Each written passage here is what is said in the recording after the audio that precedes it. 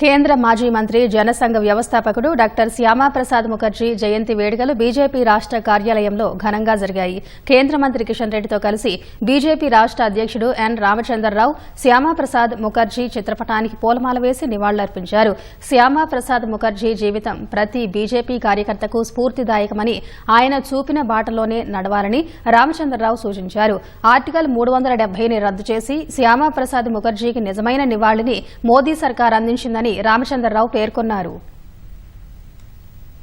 అది చిన్న వయసులోనే వారు అనేకమైనటువంటి ఒక అచీవ్మెంట్స్ చేసి జనసంఘ్ స్థాపించి అంతకుముందు వారు మంత్రిగా ఉండి కాశ్మీర్ సమస్యపై వారు ఆ రోజు కాశ్మీర్లో 2 ప్రధానమంత్రులు, 2 ముఖ్యమంత్రులు, 2 రాజ్యాంగాలు, 2 జెండాలు ఇవి నడవదు అని చెప్పేసి స్పష్టంగా ఆ రోజు నుంచి పోరాడేటువంటి వ్యక్తి శ్యామాప్రసాద్ ముఖర్జీ గారు.